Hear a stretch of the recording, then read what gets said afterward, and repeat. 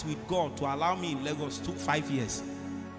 It took 5 years, going to 6 years, for God to conquer me.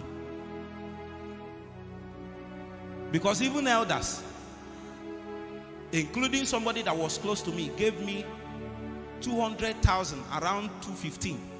He said I should go to Lagos, that even if I'm not anointed, that I'm hardworking, that there is no way I will not succeed. 200,000. 200,000 as of 2015 would have gotten me at least a small hall. Is it not true? He said if I start and work hard, it will improve. I said, thank you. I wanted to leave. Me and my friend those days, I used to go to Lagos to do scouting. In fact, you know these 24 hours, these prayer meetings we are holding that became 24 hours. I used to take it as what we now call apostolic. The way we do apostolic invasion, that's where we do it. 216, 217. I used to take prayer meetings to cities. I took it to Lagos 2 times.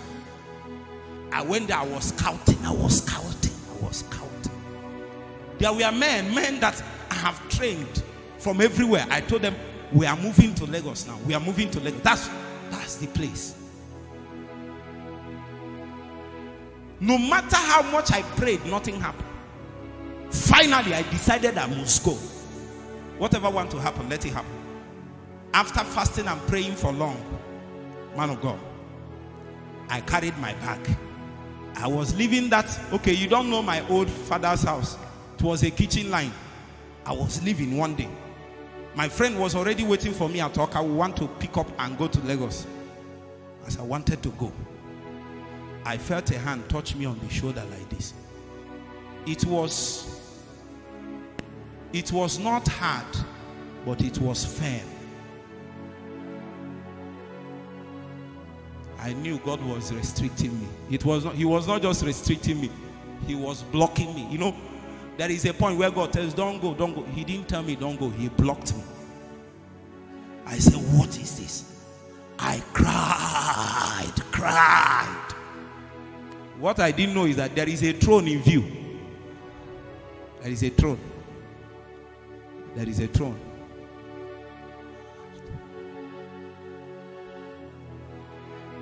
When I tell you I cried till my heart broke. I felt there is nothing that can mend my heart anymore. I kept crying. That's how I stayed in the village for many years. There used to be a divisional library just behind here, just close to this place. That's where I used to carry my books and my Bible every day and go there with fasting and prayer. They used to call me a jambite. I finished youth service for many years. They used to call me a jambite because, of course, based on my face and based on everything, I look too young. That's not the kind of thing you answer. The pain of sending me home, they sent me home, was too much that I didn't bother that they were insulting me.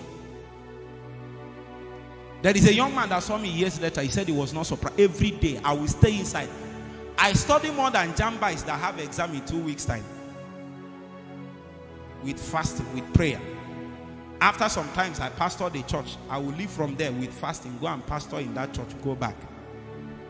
I kept doing it. I didn't know that. I know that God called me, but I've lost hope. My heart was broken. I was crushed. I was on the ground. There was no hope. There was nothing. But there was a throne in view. When I finished, after some time, I asked God, okay, now that I'm coming back, can you allow me to stop at Enugu? I actually stopped at Enugu. 2018, that's where we are. I started discipling people. A few of them will go to mountain, Ifa Valley Mountain, disciple people. Sometimes in my hotel room, sometimes in some places we disciple people. But that Enugu discipleship did not waste, because that's where I discipled out my wife. Can you clap for Jesus? Yes, it was that discipleship that gave birth to my. That's where the thing happened, and not that. If you like, don't start discipleship. No wife for you.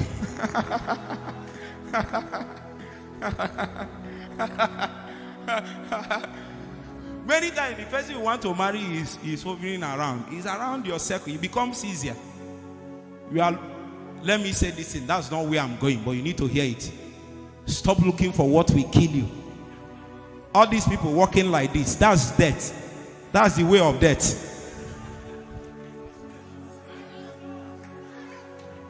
All those young ladies that are sashaying up and down, that's the way of death. It's not the way of life. Those days, anytime I hear a man of God preach this kind of message, I get a little offended with the man. I will bring my argument. Does it mean that God doesn't like good things? Does it mean that what does these people mean? Does it mean they say I can know God within my spirit? I can. Sometimes when I grew more, it seems as if some people are laughing at me, telling me, look at this mumu boy. Don't go and spoil your destiny and come back and tell God, help me. Let me say this final one and I end. I won't talk about this again. Or I think so. Let me tell you, sister, brother, there is a way you marry now. If your calling has ended, it's true. Is that serious? Forget it. There is nothing you can do about it. That's why instead of you to miss it, don't marry at all. But if you get it, you will know. This is the way your calling will move. Boom, boom, boom, to another level. Things will open.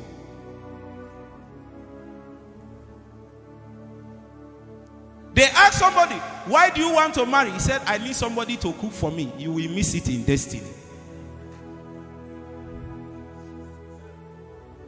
That I'm now too single, that look at me now, I came back, it's bread that I'm eating. What should you eat before?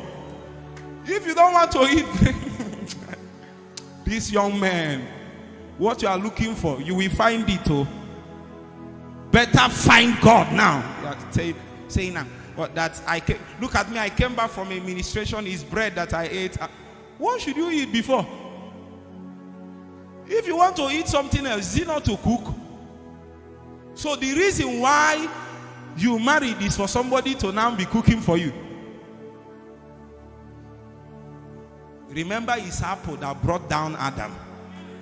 They will give you food, I'm telling you. Huh?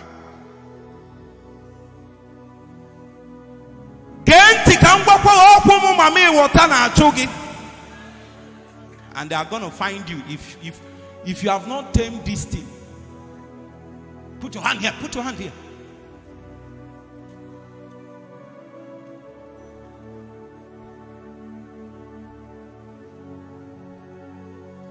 All the brothers in campus, if you know them. All the brothers in campus that gave themselves to fellowship, none of them survived it.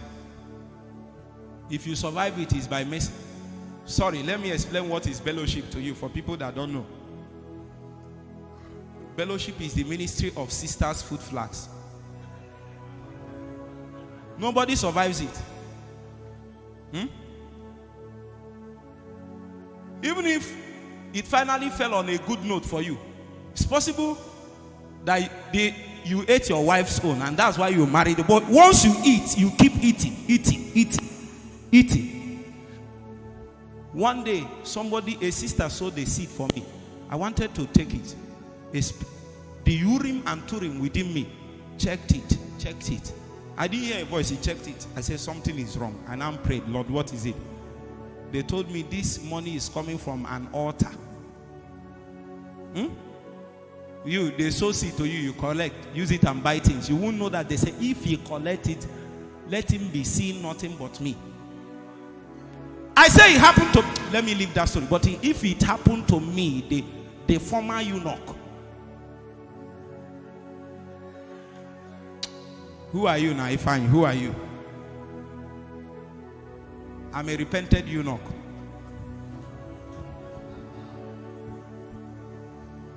I remember many years ago, Chibike was a eunuch. Until I asked him this year, he has repented already.